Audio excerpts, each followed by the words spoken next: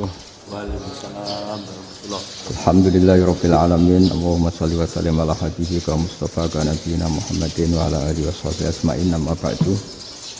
Yang kita hormati Bapak Rektor UMN Dr. Fauzan MPD, Bapak Suparto, Bapak Haris, Bapak Stardi dan Bapak Irwinto, juga Direktur Telkom Bapak Mungkas, teman-teman UMM dan semua yang mendengar yang kami hormati. Ini ngaji itu harus objektif itu jujur. Jadi bisa saja korbannya ayah saya, bisa rektornya, bisa semuanya, tapi korban dengan makna yang bagus. Karena di antara saran Al-Quran, Allah ngendikan kalau belajar atau mencari nasihat atau mencari kebaikan apa saja, itu diistilahkan walau ala anfusikum awil walidaini wal aqrabin, meskipun ketentuan itu merugikan kamu. Jadi ketentuan apapun yang merugikan kita harus tetap kaji, meskipun itu tidak menguntungkan kita. Karena banyak problem, mulai dulu sebenarnya problem itu orang yang wakam da'in yadda'i annahu da'a ilallah, tapi hakikatnya yad'u ila nafsih. Jadi banyak da'i yang mengklaim dirinya mengajak ke Allah dan Rasul, tapi sebetulnya hakikatnya mengajak ke kelompoknya sendiri. Saya ini termasuk kiai yang masih orisinil.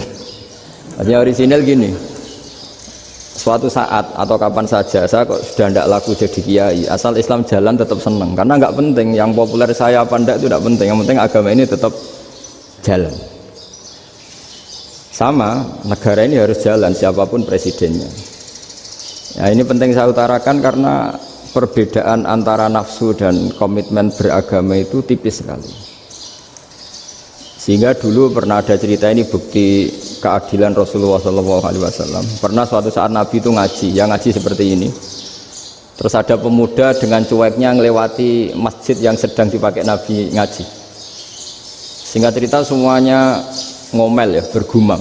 Celaka betul pemuda itu, ada Nabi ngaji kok tidak ikut ya. Tapi Nabi secara besar hati ngendikan, ini ada di beberapa kitab di Fadhailul Kasbi, keutamaan kerja. Kata Nabi, pemuda itu mau mencangkul di lahannya. Jika dia mencari nafkah untuk keluarganya, untuk kebaikannya, maka itu bagian dari ajaranku. Jadi Nabi berbesar hati bahwa kerja seperti itu bagian dari ajarannya. Jadi tidak harus datang ke majelis ngaji. Dan bisa saja yang sedang hadir itu ya orang yang hindari istrinya minta belanja, dari ngaji terus benar dituntut belanja kan gitu. Mungkin anak-anak UMM yang kesini daripada tengok-tengok yang Malang bosen jalan-jalan ke Rembang gitu. Nah, jadi nggak mesti benar juga niatnya gitu. Jadi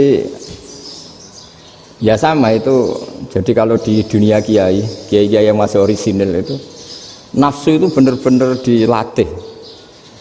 Maka masyhur dalam cerita ada orang perang sama Ali radhiyallahu anhu.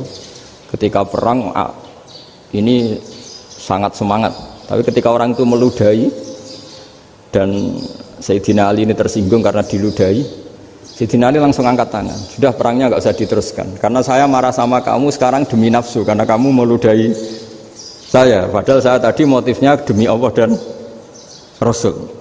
Jadi sangat tipis bedanya kita emosi karena diri kita dan emosi karena Allah dan Rasul. Sehingga ketika diludahin ini terus beliau mikir, jangan-jangan perang saya karena saya diludahin. Nah, yang hilang dari peradaban modern adalah Allah itu tidak begitu hadir di hati kita.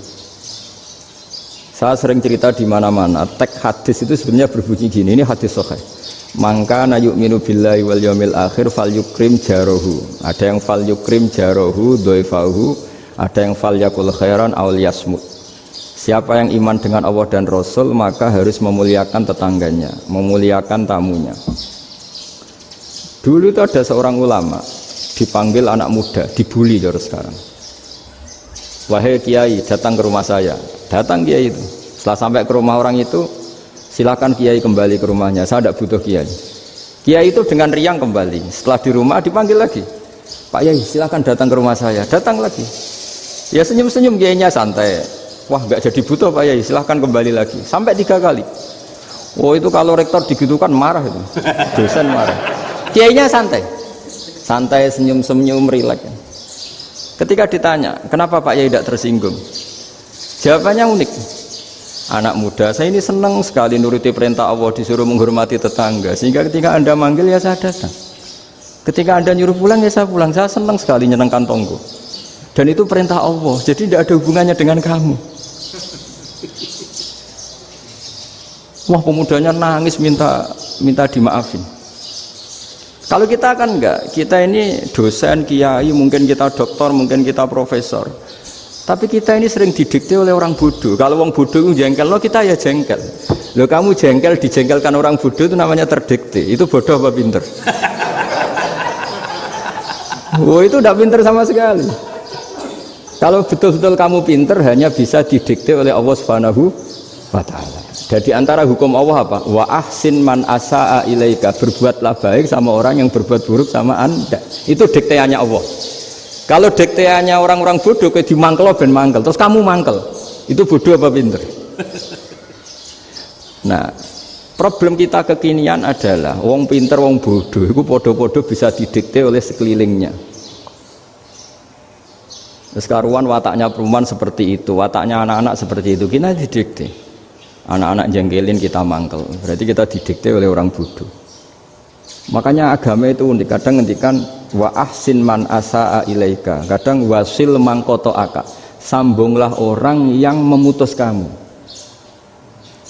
Karena dengan demikian kita hanya didikte oleh Allah Subhanahu wa Ta'ala, bukan didikte oleh hukum sosial. Cara Jawane nak ngapiki tangga sing apik akeh tunggale. Berbuat baik sama yang berbuat baik pada kita itu, mbok orang fasik ya seperti itu, maling ya seperti itu, sama. Tapi kalau berbuat baik sama orang yang berbuat jelek sama kamu itu baru luar biasa. Dan memang teksnya hadis wa ahsin man asa'a ilaika, berbuat baiklah sama orang berbuat buruk sama kamu. Jadi nggak boleh orang didikte. Makanya ngaji di sini diantaranya saya akan cerita dalam sebuah hadis sahih, dalam hadis hasan yang diriwayatkan Imam Tirmidzi, ada kalimat dari Rasulullah SAW. Dawe Nabi, la takunu imma'atan taquluna in ahsanan nasu ahsanna wa in zalamu zalamna walakin watti'u anfusakum in ahsanan nasu an tuhsinu wa in asa'u alla tazlimu. Kamu jangan jadi orang yang mudah diombang-ambingkan oleh orang sekeliling kamu, yaitu kamu mengatakan jika orang baik ke saya akan baik, jika orang buruk ke saya juga akan membalas buruk. Itu namanya Anda didikte. Tapi berkomitmenlah kamu akan berbuat baik meskipun orang lain berbuat buruk. Nah sekarang logika sosialnya begini, kalau di Indonesia itu ada 1000 kiai, ada 1000 profesor yang ingin membenahi Indonesia, rata-rata orang awam itu semau gue, terus mereka mendikte kita, perilakunya agak simpatik, perilakunya jengkelin, terus 1000 profesor ini ikut jengkel, itu kira-kira jadi solusi apa goblok bareng ya? Sama 1000 kiai ini ikut jengkel, ini jadi solusi apa goblok bareng? Goblok bareng. Nah problem sekarang kita ini biasa didikte orang bodoh. Nah makanya ciri khas orang muslim itu kata Nabi, mangkana yu'minu billahi wal yaumil akhir. Jadi baik tetangga karena perintahnya Allah dan Rasul. Pentingnya apa? Bedanya karena berbuat baik ini perintahnya Allah, mbok tonggo apik lah kita tetap apik karena perintahnya Allah dan Rasul. Begitu juga dengan hubungan dengan istri, dengan anak. Bojomu lagi cerewet lah ya tetap apik. Karena dengan cara itu kita hanya tunduk kepada Allah dan Rasul. Tapi kalau kamu, istri saya kalau baik ya saya baik, kalau enggak ya enggak. Berarti Anda didikte oleh perilakunya dia. Itu latihan, ya kalau dalam bahasa pondok latihan jadi wali itu yang paling berat. Nabi itu kalau sama orang munafik itu sabarnya Masya Allah. Padahal Nabi berso kalau orang itu orang munafik. Karena dengan cara seperti itu, bahwa kebaikan Nabi pada seseorang itu atas perintahnya Allah dan Rasul, bukan atas nama servis. Kalau Nabi hanya baik kepada Abu Bakar, itu mungkin orang bilang, wis adune wong Abu Bakar baik sama Nabi. Tapi kalau Nabi baik sama orang munafik, Abdullah bin Ubay bin Salul, itu kalau nggak perintahnya Allah dan Rasul itu nggak bisa. Nah ini cobalah berlatih seperti itu sehingga kita tidak mudah didikte. Ya saya ulang lagi, nggak mudah apa? Didikte. Maka di antara kebaikan Allah dan Rasul adalah bahkan orang dolim saja diberi jatah rahmat. Makanya tadi seperti mukadimah yang dibaca Pak Haris tadi, agama ini rahmatan lil alamin. Orang yang dolim saja dapat jatah apa? Rahmat, apalagi yang soleh. Nah kemudian yang perlu dicatat, kenapa kita menjadi enjoy dengan Islam? Islam itu adalah agama yang tidak didikte oleh materi. Jadi kalau Anda ingin makan enak, mungkin kalau pikiran kebanyakan orang, anak-anak muda yang milenial, yang gaul, ingin makan enak ya makan yang disukai. Misalnya sate atau bakso Malang atau apalah. Kalau orang-orang yang jadi wali gak gitu cara berpikir. Ini yang masih orisinil. Ditanya, ini dunia baru kesulitan makanan, baru resesi. Cara makan enak gimana? Jawabannya lucu. Ya gampang, idamuhu alju. Idam itu lauk. Kalau kamu ingin makan lauknya paling enak apa? Alju. Kamu harus lapar banget. Sampai kalau puasa itu melihat tempe itu wah luar biasa. Tapi kalau kamu nggak puasa, air putih itu nggak menantang. Tapi kalau puasa, tempe air putih itu menarik dan Anda tetap lahap. Apa? Karena lauk terbaik adalah alju, yaitu lapar. Lah tapi kita ini enggak. Kita ini kayak orang bodoh. Kayak orang bodoh tadi, profesornya makan nyaman ya kalau sesuai selera. Nah itu kan sama dengan anak-anak ABG. Anak ABG itu makan lahap ya kalau yang disukai. Lalu bedanya apa ABG sama profesor? Kalau cara berpikir masih sama kan itu. Kiainya juga gitu. Kiai makan enak kalau yang disukai, kalau enggak. Lalu bedanya apa kiai sama orang awam? Orang awam juga gitu, makan lahap ya kalau yang disukai. Nah ternyata perilaku kita ini yang pintar sama yang bodoh sama mas. Kalau kamu ingin berkasta lebih baik, itu cara makan enak itu apa? Idamuhu al-ju'. Lauk terbaik adalah karena kita sangat lapar.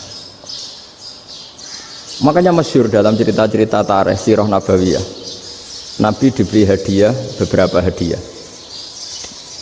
Di antaranya ada yang diterima, ada yang enggak. Termasuk yang dikembalikan itu dokter. Ada seorang raja memberi hadiah Nabi dokter Tobit. Itu sama Nabi dikembalikan karena dokter ini sudah lama kumpul Nabi itu gak pernah sakit. Akhirnya dokter ini putus asa, ini gak perlu diobatin. Ketika ditanya kenapa ya Rasulullah engkau gak pernah sakit, karena kita ini kaum, kita ini komunitas masyarakat yang tidak akan makan kecuali lapar, dan kalau sudah makan berhenti sebelum kenyang. Jadi sederhana sekali pengobatan zaman Nabi. Sebagian besar penyakit itu pasti disebabkan kita ceroboh dalam hal makan. Sudah ngerti kalau durian masalah, kalau makan durian enggak kehitung gitu. Apalagi kalau gratisan itu tambah banyak. Gitu. Pola tidur juga gitu kata Nabi, dan kita tidak tidur kalau tidak sangat ngantuk. Nah, itu namanya orang-orang soleh yang sudah ada didikte materi. Kalau yang didikte materi kan bisa tidur nyenyak kalau kasurnya enak, AC gini-gini. Sebenarnya enggak, tidur enak itu ya kalau sangat ngantuk. Mbok di gudang, mbok di bis, kalau sangat ngantuk ya semuanya ya enak. Sama, mbok lapar, mbok hanya tempe, tapi kalau sangat lapar itu ya enak. Nah ini ilmu yang mulai hilang, ilmu-ilmu yang mulai hilang. Nah, cara ibadah juga gitu. Kita ini kan, saya ini punya bapak kiai, mbah kiai, punya guru yang sangat alim ya seorang kiai Kiai Memun. Itu dulu kita pengkaji ilmu itu tidak pernah tahu bedanya NU dan Muhammadiyah. Karena dulu Mbah Darwis itu Kiai Dahlan itu dulu ngajinya bersama Mbah Hasyim ketika di Indonesia yang ngaji Mbah Soleh Darat. Mbah Soleh Darat itu dulu ngajinya sama buyut saya ke-6 namanya Mbah Soleh Asnawi di Kudus. Mbah Soleh Darat itu dulu alim-alimnya orang Jawa ya Mbah Soleh Darat, Soleh bin Umar. Tempatnya di Semarang, tapi beliau itu sebenarnya orang Jepara yang dekat Kudus. Setelah di Mekah, Mbah Hasyim ini mondoknya ya, mulazimnya ke Syekh Mahfud Termas. Tapi sesekali ke Syekh Khotib Minangkabau. Nah, yang Mbah Ahmad Dahlan lebih sering ke Syekh Khotib Minangkabau, sesekali ke Mbah Mahfud. Singkat cerita, karena Syekh Khotib Minangkabau sudah modern ya, terlibat organisasi dunia. Pas itu beliau pengagum Muhammad Abduh, pengagum Rasid Ridho. Sehingga bawaannya Mbah Dahlan itu lebih pergerakan karena beliau lebih ngidolakan Syekh Khotib. Nah Syekh Khotib sendiri sebenarnya orang Minangkabau. Jadi beliau namanya Muhammad saja sebenarnya. Jadi menantunya orang Arab. Oh itu dicibir mertuanya ini karena punya mantu orang Jawa, orang ndak Arab. Singkat cerita terus si mertuanya bilang gini, kamu jangan pernah bilang kalau orang Arab itu mansa kanal Arab, orang yang bertempat di Arab. Walakin mantakallama bi arabiyyin fasihin, tapi orang bisa ngomong Arab secara fasih. Singkat cerita kalau kamu tidak percaya, nanti suatu saat menantu saya kalau Jumatan, tidak usah kamu kasih tahu, langsung suruh jadi khotib. Nggak usah kamu kasih tahu, sarannya nggak usah kamu kasih tahu. Kalau sekarang kan enggak. Kalau dosen mau jadi khotib kan mengumpulkan materi dulu. Lucunya di antara materinya itu dari TV. Makanya jadi ribet kan khutbah sekarang. Kalau musim corona ya akan ngomong corona, musim apa yang ngomong apa. Jadi lagi-lagi didikte oleh media. Sebenarnya kalau ngomong kan sesuai kebutuhan umat, ini obatnya apa. Tapi enggak sesuai trending topik, itu kan kayak anak-anak gaul. Ini dokter kok gitu kan aneh. Singkat cerita si khotib ini enggak dikasih tahu, saya Muhammad tadi enggak dikasih tahu, langsung disuruh khutbah. Fatakallama bikalamin fasihin, dia ngomong fasih sekali, bahkan ngalah-ngalahi fasihnya orang Arab asli. Semenjak itu beliau dapat gelar al-khotib, orang yang cakap berpidato berkhutbah. Hanya terus desa khotib al-Minangkabau. Jadi orang Indonesia itu luar biasa. Dulu yang namanya orang Indonesia di Arab Saudi itu dihormati sekali, karena yang kesana itu pasti ulama. Sudah alim di Indonesia kesana, termasuk Mbah Ahmad Dahlan, Mbah Hasyim dulu karena sama-sama muridnya Mbah Soleh Darat. Lama-lama yang kesana itu TKI TKW itu ya mulai agak dibully.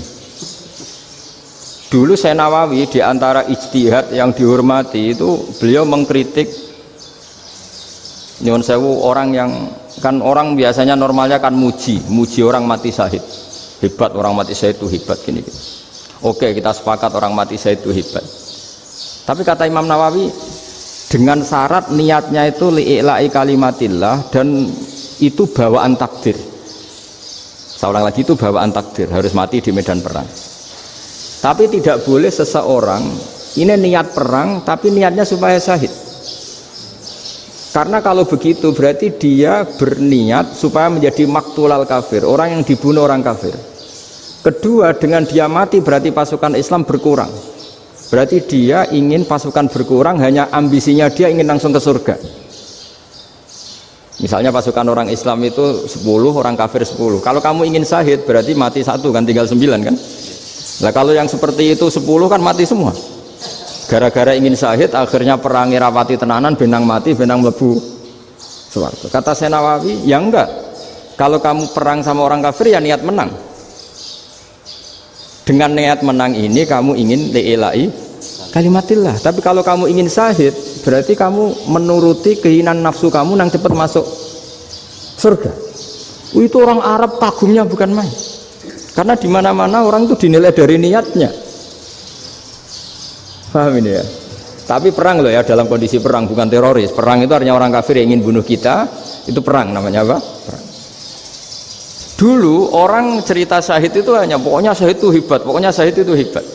Syahid di medan perang itu hebat, pokoknya syahid di medan perang hebat. Tapi ketika Syekh Nawawi memberi penjelasan ilmiah, jika kamu perang ingin cepat mati, ingin cepat syahid, artinya ini untuk pemenuhan diri kamu, karena kamu bayangkan langsung masuk surga. Kamu lupa bahwa dengan kamu dibunuh kekuatan Islam berkurang. Akhirnya beliau memberi penjelasan. Syahid itu bagus, itu sebagai takdir. Hanya takdir itu kita perang yang ingin menang, tapi takdirnya mati. Jangan dibalik. Oleh perang rapati tenanan, benang mati namun lebu. Itu yang pertama, termasuk ulama yang pertama memberi penjelasan itu Syekh Nawawi. Akhirnya melahirkan kekaguman yang luar biasa dengan tafsir Munirnya itu. Terus beliau itu orang yang rileks kalau menjelaskan ilmu. Ini ya juga guru-gurunya Mbah Hasyim, Mbah Guru sama Mbah Hasyim sama Mbah Ahmad Dahlan Syekh Nawawi. Jadi dulu yang alim di Arab itu ada Syekh Nawawi, ada Syekh Khotib Minangkabau, ada Syekh Bakir Jogja, ada Syekh Mahfud Termas. Itu Orang Indonesia banyak sekali yang alim. Bahkan diantaranya yang dikagumi Al-Azhar itu juga orang Indonesia, nama Syekh Abdul Manan, itu mbahnya Syekh Mahfud Termas. Itu pertama ada duta besar Indonesia di Mesir, itu termasuk barokahnya Mbak Abdul Manan tadi, itu juga orang Indonesia. Jadi pemahaman ulama Indonesia itu khas, termasuk ketika memaknai apa? Syahid. Ketika memaknai apa? Syahid. Itu unik. Ketika Senawawi diuji dulu itu yang namanya ulama diuji dulu oleh 100 ulama. Jadi dulu ya ada kompetisi. Imam Bukhari diakui jadi ahli hadis itu diuji oleh mi'atu muhaddisin, 100 orang ahli hadis, sanad dibolak-balik, matanya dibolak-balik, tapi beliau tetap bisa mengembalikan proporsi sanad itu. Senawawi pernah diuji gini. Ayul afdol al ulama awis salatin. Keren mana ulama sama raja atau sama orang-orang kaya, sama penguasa? Ya keren ulama. Terus dibully sama orang. Tapi setahu saya banyak ulama yang antri di rumahnya raja, tapi saya tidak tahu melihat raja antri di rumahnya ulama. Kan kebanyakan kan mungkin ustadz atau kiai yang antri ngajukan proposal kan enggak. Nah, kalau raja kan enggak pati itu, malah enggak usah antri, kiainya sudah nyambut sebelum datang. Jawabannya lucu Senawawi itu, dan yang tanya itu langsung diem. Ya karena ulama itu tahu fungsinya uang, sehingga cara nyari sampai seperti itu. Sementara raja-raja itu tidak tahu fungsinya ilmu, makanya tidak pernah sowan ulama. Sehingga jadi ya dianggap enteng saja. Ulama kan tahu fungsinya uang, tahu untuk pondok, tahu masjid. Sementara raja tidak tahu fungsinya ilmu. Jadi itu khas Jawa ya. Khas Jawa, khas Indonesia. Apa-apa yang menurut orang banyak dengan tanda kutip itu buruk atau baik, itu orang Jawa menafsirkan tuh gampang saja. Sehingga semenjak itu Jawa itu dipandang betul. Saya punya kitab namanya Qadhayal Haji wal Umrah. Itu terbitan Hayatul Ulya Arab Saudi, milik Wahabi. Itu diantara fatwa yang dipakai untuk solusi muskilatul haji, problem-problem haji kekinian. Itu fatwanya syekh-syekh yang dari Indonesia, termasuk Syekh Khotib Minangkabau, Syekh Nawawi Banten, Syekh Bakir Nur Jogja. Misalnya begini, dalam fatwa-fatwa yang menyulitkan kita ya, sampai sekarang jadi perdebatan. Ketika Safa dan Marwah itu dengan batas tertentu, saya ulang lagi dengan batas tertentu, mau tidak mau atas nama kebutuhan, itu kan butuh perluasan. Karena kalau naik turun itu mudah disepakati ulama. Jadi misalnya gini ya, saya punya tanah seluas ini. Pasti orang akan mengatakan sampai bawah ya tanah saya, sampai atas tanah saya. Itu mujma' alaih, itu disepakati. Sehingga Nabi ngendikan al-Ka'bah min tuhumil ardi ilas sama Ka'batun. Ka'bah sampai ujung bumi, sampai ke aras semuanya Ka'bah. Sehingga tidak ada perdebatan ulama ketika Masjid Haram ditingkat, kemudian yang di atas sholat, tetap dia menghadap Ka'bah. Tidak harus diluk melihat di bawah, enggak, karena Ka'bah sampai langit. Sama tanah Anda kamu tingkat sampai 10, enggak ada tetangga protes, karena bawah sampai atas tanah Anda. Tapi kalau diperluas, tanah Anda kamu luaskan setengah meter saja atau 3 cm saja, iso geger mek tonggo. Karena di mana-mana batas itu ya tadi, kalau atas bawah miliknya, kalau samping enggak. Pertanyaannya, perluasan Mina itu ke samping, perluasannya Matof yang Mas'a itu juga ke samping. Geger kan ulama dunia. Bagaimana hukumnya Mina Jadid, Mina yang diperbarui atau Mina yang diperluas? Itu diantara rujukan baik yang membolehkan maupun yang menentang. Itu ya syekh-syekh Indonesia. Itu orisinal tuh. Saya punya kitab orisinal terbitan Hayatul Ulya, kira-kira ya kemenaknya Arab Saudi kalau di Indonesia itu.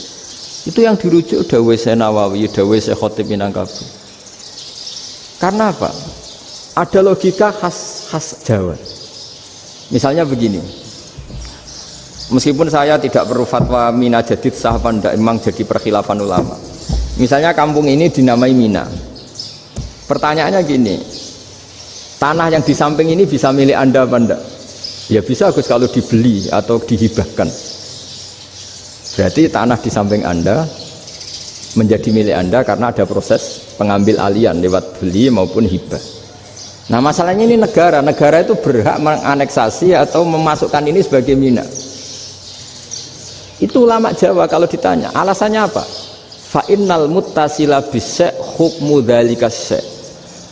Karena yang gantet, yang mutasil itu bisa dihukumi seperti sesuatu itu. Jadi kalau ini mina, ya yang gantet mina ini ya bisa dikatakan mina. Beda dengan membuat mina Malang mina, wah itu tidak bisa, tidak mutasil kan. Itu enteng sekali ulama Jawa. Satu ya tentu karena kebutuhan, tapi asal masih al-muttasilu bihi, yang masih tanah yang masih mutasil dengan. Nah ketika perluasan mas'ah antara sofa dan marwah kan misalnya ini batas luasnya sofa, ini batas luasnya marwah. Lalu atas nama kebutuhan sofa marwah itu sampai sini, sampai agak meluas ke sini. Itu geger Arab Saudi. Wah ini gimana? Padahal tawaf itu harus antara gunung sofa dan gunung marwah, sa'i itu ya. Tapi kalau istilah Quran memang tawaf sama-sama. Makanya apa? Inna sofa al marwata min sya'airillah faman hajjal baita wa i'tamara fala junaha alaihi ayyat tawafa bima. Jadi kalau istilah sa'i di Quran itu masih tawaf. Karena harus ada, kalau bisa lah, bukan harus. Kalau bisa memang harus ada unsur muternya. Kita kalau sa'i kan dari sini sofa sampai sini marwah, terus kan agak muter ke sini. Nah, kan agak membentuk lingkar. Makanya Quran tetap mengistilahkan apa? Tawaf. Jadi bukan sini ke sini terus sini ke sini kan enggak, tapi sini sampai sini terus muter kan terus sini. Jadi antara setar dan selama ini prakteknya kan gitu ya, sofa ngambil sini terus ke sini terus agak muter. Nah karena ada unsur agak muter ini terus orang menyebut apa? Tawaf. Tapi itu bukan syarat sah, ini cerita ideal. Saya ulang lagi ya, Gunung Sofa itu puncaknya atau pucuknya kalau dalam bahasa Jawa itu ya hanya segini, ini sampai sini. Nah kelompok Islam yang fikih keras nggak boleh diperluas karena Allah memilih tempat ini itu spesial, jadi nggak boleh ke yang lain. Tapi ketika kebutuhan mendesak mau tidak mau harus diperluas, itu jawabnya Kiai Jawa lucu. Gunung sing ketok iku sing dhuwure tok, sikilane luwih ombo. Jadi karena kita kan gunung kan bentuknya gini. Nah sofa yang kecil itu yang atasnya, tapi sikilannya sini kakinya lebih luas. Jadi boleh perluasan asal tidak melebihi kakinya. Nah dihitung ya lebih luas. Jadi Kiai Jawa itu kayak wong delok gunung Penanggungan, kayak gunung Arjuna. Di mana-mana puncak gunung itu lebih kecil timbang kakinya. Artinya diperluas ini bukan berarti tidak di sofa dan tidak di, itu khas Kiai Jawa. Jadi jangan kira orang Jawa itu tidak hebat sekali. Termasuk perkembangan hotel di Arab Saudi.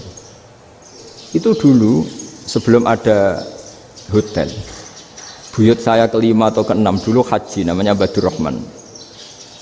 Itu kalau mau ingin apa ya, menghindari terik matahari itu masuk gua. Itu masuk gua itu hanya separuh badan, kakinya di luar. Jadi jangan bayangkan kalau gua di Indonesia kayak gua Akbar di Tuban orang bisa masuk jalan-jalan, enggak. Gua di Arab itu kayak cepitan batu, tidak sampai masuk. Sehingga kepalanya dimasukkan, kakinya masih kena matahari, saking panasnya Arab Saudi. Sehingga dalam bayangan hijrah ketika Nabi bersembunyi di gua apa? Sur. Itu kata Abu Bakar, kalau orang kafir melihat kakinya pasti melihat kita karena nggak bisa masuk penuh. Jadi orang itu mau dempes tok. Sehingga ya kira-kira luasnya gua ya paling segini. Makanya guyonannya kiai-kiai itu untung nggak kayak gua Indonesia. Kalau kayak gua Indonesia laba-labanya capek karena luas sekali.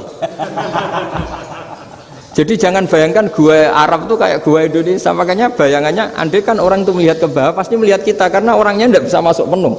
Nggak bisa masuk 100%. Ya kayak cepitan batu lah mirip. Itu kan mirip Gunung Uhud. Gunung Uhud kata Rasulullah, nanti kalau kamu perang itu di atas, menang atau kalah di atas, musuh biar di bawah. Dengan di atas kamu bisa manah. Jangan bayangkan kayak Gunung Merapi, kayak Gunung Penanggungan. Lah kalau Gunung Penanggungan mana ke bawah yang leyang kan? Jadi gunung di Arab itu kayak bukit. Ya sampean pernah kan ke Uhud itu ya sama ini aja tinggi ini kan? Nah ini yang mulai ada mis. Makanya nerjemah itu susah di Indonesia. Karena jabal itu udah harus tinggi. Kalau tinggi nggak bisa manah dari atas ke bawah kan nggak ngefek kan? Sampean kalau ke Uhud gunungnya kan pendek sekali sehingga yang mana dari atas ke bawah ya kalau kena musuh ya celaka karena memang dekat. Ya kalau gunung Indonesia mana dari atas ke bawah yang leyang nggak ngefek. Nah itu susahnya nerjemah bahasa Arab ke kita. Jadi apa ya? Transkrip itu nggak gampang karena ada pengertian yang beda. Kita kalau bilang gunung itu tinggi sekali. Sampai banyak mahasiswa tersesat ya saking tingginya. Kalau orang naik Uhud nggak akan tersesat, wong ketok dari bawah itu. Nah ini pentingnya ngaji ya. Jadi akhirnya ulama-ulama Indonesia itu dipakai rujukan. Jadi mulai Mbah Hasyim, Mbah Ahmad Dahlan sampai era buyut-buyut itu masih orang alim. Lama-lama yang di Indonesia ini orang-orang yang bodoh. Sehingga orang Jawa kalau ke sana dibully, ya Jawa tak kuluh kaya. Orang Jawa itu penggaweannya itu mangan ulo, makan ular. Karena belut itu kalau di kamus itu persis ular. Dulu itu kan kamus tidak full color. Gara-gara gak full color, gambar belut sama ular itu sama. Belut itu belut sama ular kalau nggak full color gambarnya sama apa enggak? Sama. Terus orang Jawa itu kan masih banyak yang makan bajing itu apa? Ketupai itu. Bajing kalau digambar tidak full color sama dengan tikus. Gambar yang tidak warna. Hitam putih. Sehingga kita ini dibully pemakan tikus dan pemakan ular. Karena belut itu persis ular kalau digambar yang tidak full color. Sampai datang Syekhona Khalil, datang ulama ngarang kitab ya judulnya Al-Belut karena nggak terima bangsanya dinyak makan apa? Ular. Terus dikarang wal belut hayawanun bakhriyun terus ya isu fi kadza wa kadza itu beda dengan al-hayyah itu diterangkan mulai bisa nerima. Terus sistem hotel juga gitu. Sampai tanyakan dalam sejarah dulu orang Sedayu ada namanya Syekh Mukhtar. Syekh Mukhtar bukan bikin rumah besar yang siapapun orang Indonesia haji itu nempat di sana. Nah ini yang menginspirasi akhirnya ada hotel.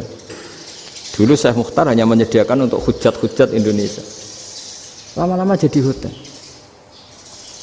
Nggak mau saya mau cerita. Kata Mbah Mun sering cerita.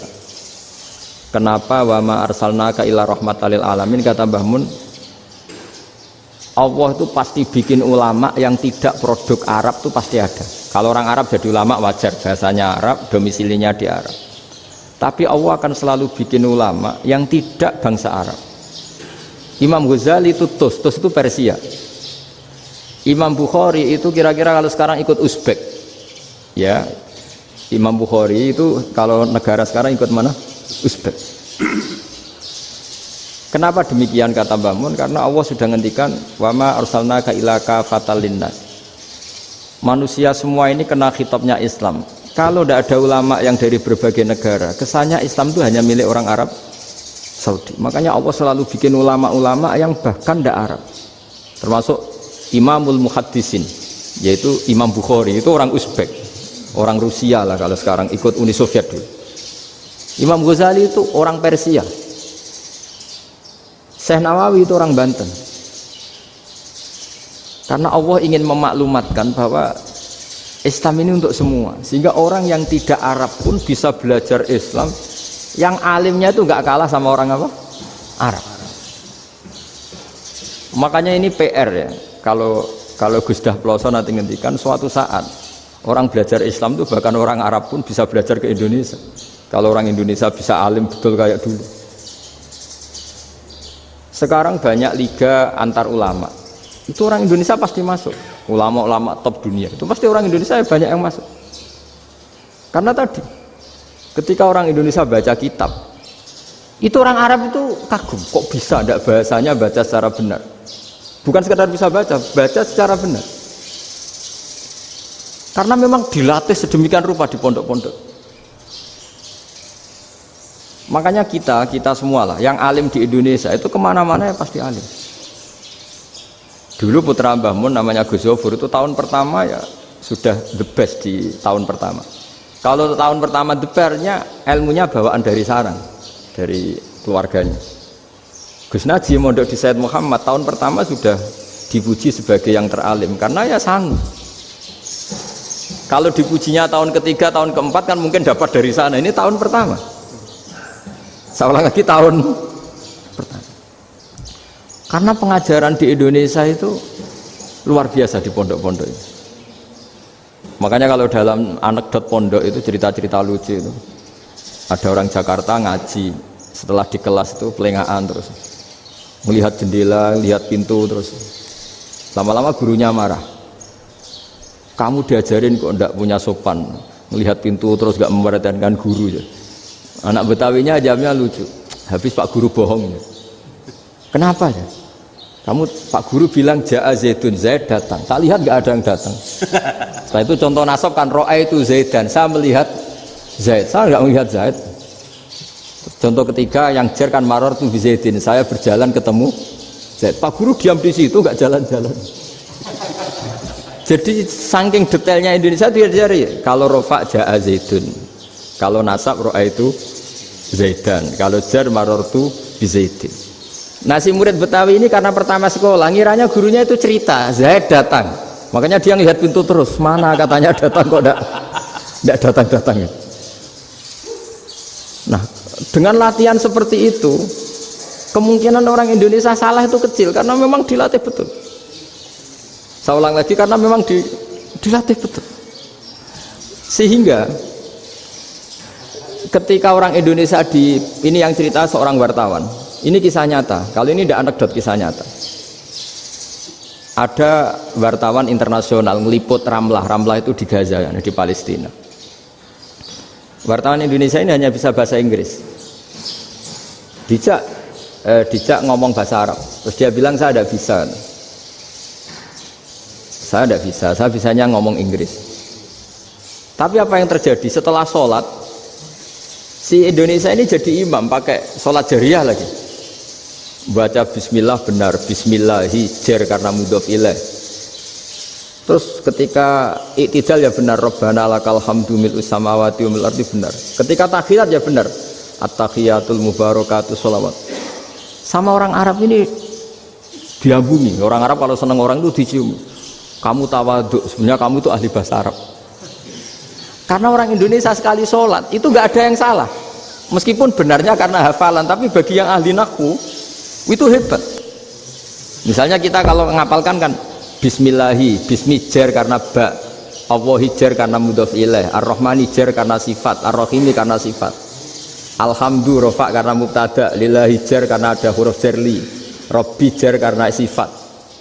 Sebetulnya tidak karena pinter, tapi karena hafalan. Tapi orang Indonesia hebatnya itu benar terus. Rabbana lakal hamdu, ya kan? Alhamdu rofa, terus mil'us samawati ya rofa karena sifat. Sehingga terus orang Indonesia kalau sholat di Timur Tengah itu dipuji karena makhrajnya ya benar, rofa nasabnya juga benar. Nah itu di negara lain tidak ada nggak Indonesia. Orang Cina itu sering bikin marah orang-orang Arab karena kalau dongo itu nggak fasih kayak orang Indonesia. Orang Indonesia kalau dongo ya Allahumma Allahumma tohir tohir qalbi qalbi. Orang Cina ini yang jadi guyon di Arab. Allahumma Allahumma tahir tahir kalbi kalbi gitu. Itu kan bedanya jauh. Itu orang Arab pertama membiarin, lama-lama kalbun kalbun entak gitu. Maksudnya asu asumu gitu. Karena dia bilangnya qaf itu kaf. Jadi kalau Allahumma do Allah tohir, kula aturi nyucekno panjenengan kalbi ing asu ingsun kan. Tapi kalau qalbi itu ati ingsun, tapi kalau kalbi anjing ingsun. Bedanya qaf sama kaf. Ana arane ya kalbun entak. Asu-asumu maksudnya kan. Tapi padahal orang Cina itu bareng dilihat teksnya ya pakai qaf. Orang Indonesia enggak, mulai kecil dilatih sak fase-fase. Sampai yo sulit betul latihan Fatihah itu. Kalau di Kudus malah sampai 3 bulan Fatihah. Sampai at-tahiyyatu, kurang lagi, kurang bersih. At-tahiyyat sampai gitu. Sampai ada cerita itu orang dipanggil maftuhin itu enggak melengak, harus maftuhin. Baru melengak. Tapi barokahnya itu orang Indonesia kalau dongo memang benar-benar Allahumma tahhir qalbi. Ya Allah sucikan hati kami, bukan tahhir kalbi. Karena sekali jadi kaf itu maknanya anjing saya. Ya Allah sucikan anjing. Jadi ini orang Indonesia. Jadi kata Mbah Mun, dawe Mbah Mun, illaka fatal linnas, bahwa agama ini milik semuanya. Itu diantara bukti Allah menghendaki atau mendesain Islam seperti ini, orang yang belajar di Indonesia itu pengetahuannya Islam, pengetahuannya tentang Islam itu tidak kalah sama yang belajar di Al-Azhar, sama yang belajar di Arab Saudi. Makanya ini PR-nya UMM, PR-nya IAIN, PR-nya UIN. Bisa enggak sealim mereka dalam bahasa Arab? Nah, bahasa Arabnya man anta, ana zaidun. Jangan sampai, karena kita di sana ini kadang dibully. Orang Arab tuh kalau bully kita, sampai tak kasih cerita. Oh, itu ngawurnya Masya Allah. Kata dia, ada anak orang Indonesia haji. Si anaknya orang Indonesia yang dijotos sama anaknya orang Arab. Dijotos, dipukul. Singkat cerita terus si orang Indonesia nggak terima, anaknya yang orang Arab dipukul. Yang balas bapaknya. Orang Arab tanya, lima ada dorobta ibni, kenapa kamu mukul anak saya? Itu orang Indonesia bahasa, wah aku biasa. Jadi hanya bilang gitu. Artinya anak saya dihada ya maka tak ada. Bahasa Arabnya gitu.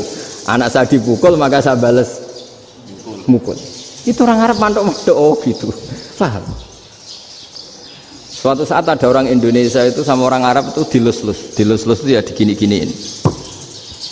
Karena dia latihan bahasa Indonesia, latihan bahasa Arabnya itu masih mufrodat. Jadi kalau mengartikan yadun itu tangan, saro itu jalan.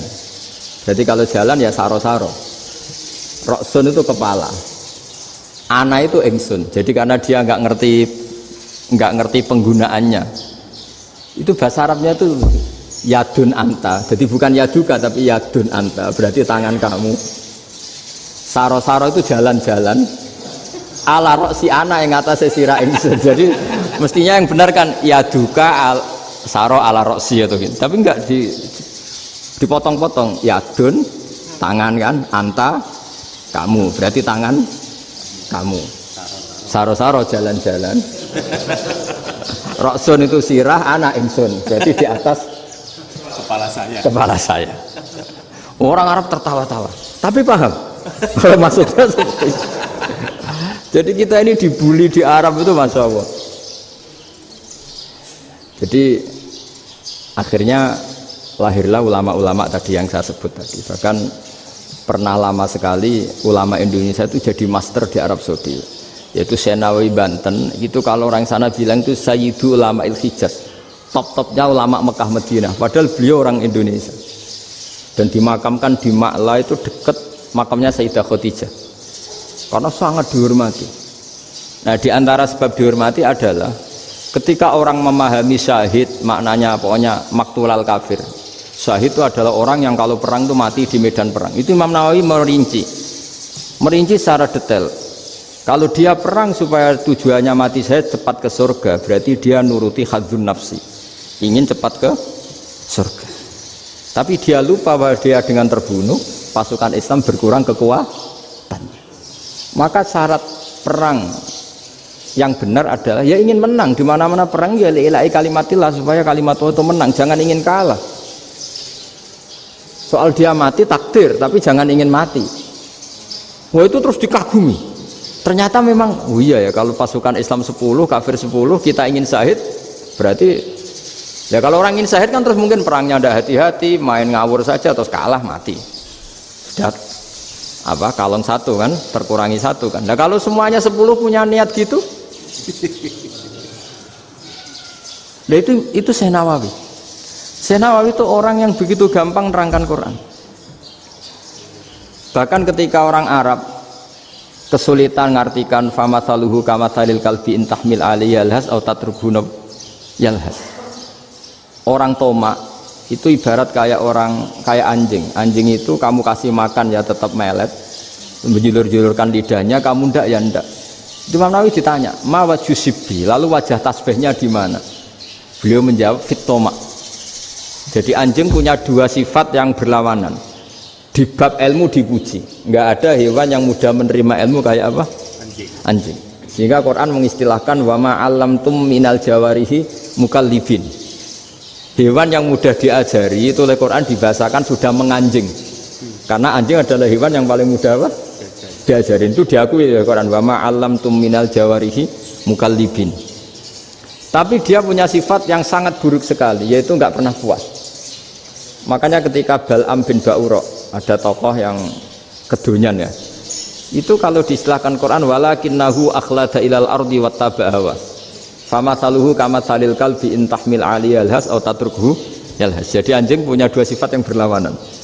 Di bab ilmu dipuji karena paling mudah diajarin. Itu saya pernah ke Malaysia, diceritain sama polisi Malaysia. Anjing itu saking cerdasnya itu bisa deteksi CD palsu sama CD bajakan, asli sama bajakan. Itu kan gak kebayang. Kalau narkoba mungkin masih ada bau khusus ya. Atau mesiu atau bom masih ada bau khusus. Ini enggak. Anjing itu dilatih ngecek CD yang asli sama yang palsu. Wah itu kebablas itu pinternya itu. Itu harganya itu 1 miliar lebih. Paling mahal. Jadi mungkin bisa deteksi ini dosen betul apa abal-abal itu bisa. Itu kiai betul apa kiai pesanan itu mungkin bisa. Itu saya punya kitab namanya Al-Hayawanul Kubro. Itu cerita prestasi-prestasi hewan. Itu yang berkuras-kuras sampai berjilid-jilid. Itu ya cerita anjing. Gak ada hewan sebaik anjing. Di bab itu ya, di bab sampai ya tadi ada anjing yang sangat loyal sama majikannya. Loyalnya Masya Allah, sopannya Masya Allah. Anjing itu mbok lama berbakti sama sampean, nggak mau tidur di ruang tidurnya sampean, dia tetap tidur di luar. Corong Jawa nggak ngelama. Suatu saat si raja ini minum, wisata minum. Pas mau minum diterjang sama anjingnya sampai tumpah. Kecewanya raja ini itu karena selama ini anjingnya sopan sekali. Sekedar ganggu di ruangannya nggak pernah, malah ini mau minum, minuman yang disukai diterjang anjingnya tumpah. Marah kan anjingnya di mana? Ternyata apa? Minuman itu anjing ini tahu kalau minuman itu beracun, diracuni oleh musuhnya. Itu saking hebatnya anjing sampai ketika ngawal rajanya itu tidak sekedar ada penjahat atau maling. Bahkan trik-trik kayak minumannya diracun oleh orang lain itu anjingnya tahu. Sehingga pas mau diminum diterjang sampai terus supaya nggak keminum. Makanya Quran istilahkan anjing itu apa? Wa ma 'allamtum minal jawarihi mukallibin. Hewan piaraan yang kamu ajarin nanti sampai sepinter anjing. Makanya Ashabul Kahfi itu ketika ngajak anjing tadi, beliau tidur, anjing itu tidurnya bil wasit, wakal buhum basitun dzira'aihi bil wasit. Jadi dia tidur dalam posisi siaga. Loh coba, anjing itu nggak pernah sekolah. Karena dia posisi menjaga, tidurnya itu kayak siaga gini. Bukan ngorok semadep ke atas terlentang, itu enggak. Andai kan dia tidur terlentang itu kan yang mau mengganggu kan, wah sunai turu, itu enggak. Dia tidur posisi siaga, makanya disebut lawit tolak ta'alaihim lawalaita minhum firaron. Kalau kamu melihat anjing itu pasti lari karena dia posisi siap merekam. Jadi tidur tapi posisi siap merekam. Jadi matanya tetap terbelalak kayak siaga. Padahal itu enggak diperintah, ya dia memang punya nalar untuk itu. Ini disebut wa ma 'allamtum minal jawarihi mukallibin. Dan dalam teori modern juga gitu. Tapi dalam hukum Islam yang dianut mazhab Syafi'i itu anjing tetap najis. Ya sudah najis ya najis, tapi ada mazhab lain yang mengatakan tidak najis. Tapi tidak usah ngurmat anjing, geger nanti kalau rektor kampus punya anjing. Tapi ilmu itu bagus untuk kelangenan kadang. Andai kan tidak ada mazhab Malik, maka kita kesulitan menceritakan Ashabul Kahfi yang hewan piaraannya itu anjing. Tapi misalnya anjing disucikan, Kita juga nanti susah menjelaskan hadis Nabi, malaikat itu tidak masuk rumah yang di situ ada apa? Anjing. Maka ilmu itu, makanya kata Imam Sa'roni, sebagian ilmu itu memang kelangenan, tapi nggak boleh jadi praktek. Tapi harus ada. Misalnya begini, contoh paling gampang. Api dalam mazhab Syafi'i kan alat pensuci hanya dua, air dan tanah. Ya saya ulang lagi, air dan tanah, yaitu tanah untuk mensucikan najis anjing. Imam Abu Hanifah menambahkan api. Mazhab Syafi'i itu agak kesulitan ketika ada batu bata dibikin dari tanah-tanah yang bercampur kotoran. Mazhab Syafi'i akan kesulitan karena di situ ada najis yang jadi materinya bata. Hukumnya gimana kalau nanti dipakai masjid? Tapi barokahnya ada beberapa mazhab. Abu Hanifah mengatakan dan api. Jadi apa tadi, air, tanah, api. Alasannya masuk akal. Ketika usatul mukminin, orang-orang mukmin yang ahli maksiat itu sebelum masuk surga, kalau dia dosanya banyak itu dibakar dulu supaya suci. Emas itu untuk memisahkan dengan materi lain juga harus dibakar. Berarti api termasuk alat. Artinya gini, batu bata yang materinya dari tadi najis sekalipun ini menjadi suci karena ngalami pembakaran. Tapi kata Imam Sa'roni, ilmu ini hanya sebagai ilmu. Jangan sampai kalau kamu mau wudhu gak ada air terus membakar diri lah, ini ribet kan. Jadi ilmu itu sebagian memang untuk kelangenan. Karena kita butuh. Andai kan tidak ada mazhab Abu Hanifah, maka kita akan kesulitan pakai bata. Yang kita tahu cara bikinnya kadang di tempat yang kotor, di tempat yang najis. Tapi karena ini ngalami dibakar, maka hukumnya suci menurut mazhab Abu Hanifah. Dan itu sering ulama itu sampai apa? Saya punya kitab fikih namanya Fardul Masail. Pengandaian ada masalah. Jadi masalah itu belum terjadi tapi diandaikan. Misalnya kayak di Texas. Bumi itu bulat-bulat. Texas itu kalau dibor itu pas Ka'bah. Lalu kiblatnya di mana? Bumi ini kan hanya rubuk-rubuk seperempat, yang ada arah itu seperempat. Tapi kalau Ka'bah itu sama Texas atau Texas dengan Ka'bah itu lalu kiblatnya mana? Mau sudah bebas arah. Maka ilmu mengatakan mara'ahu muslimuna hasanan fawa indahu hasanun.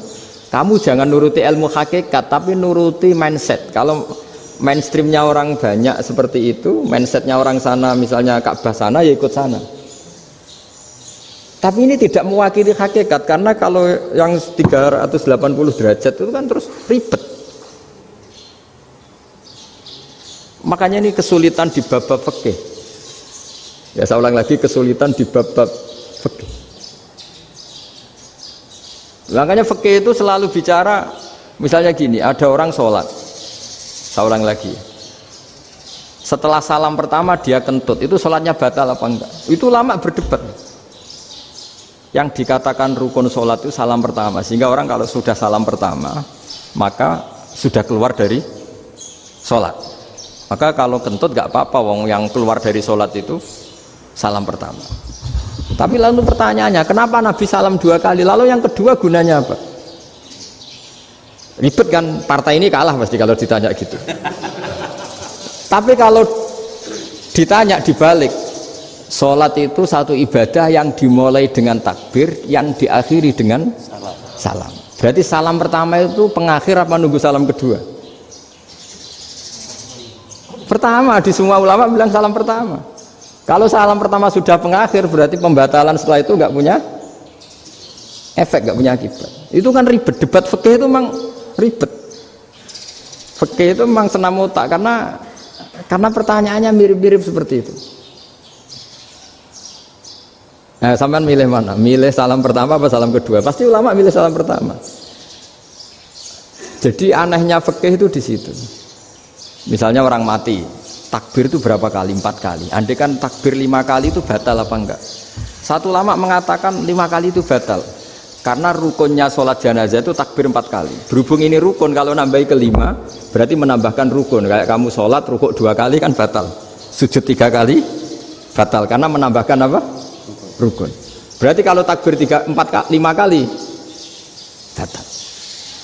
Tapi pertanyaannya, takbir itu adalah wiridan biasa, sehingga kalau ditambahkan nggak punya akibat batal.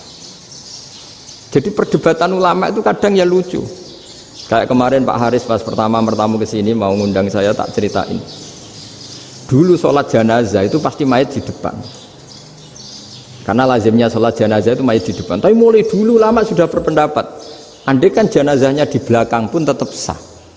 Fa innal janazah laisat bi imamin. Karena jenazah itu tidak imam. Kenapa harus di depan? Oh, tidak imam kok harus di depan. Itu mulai dulu.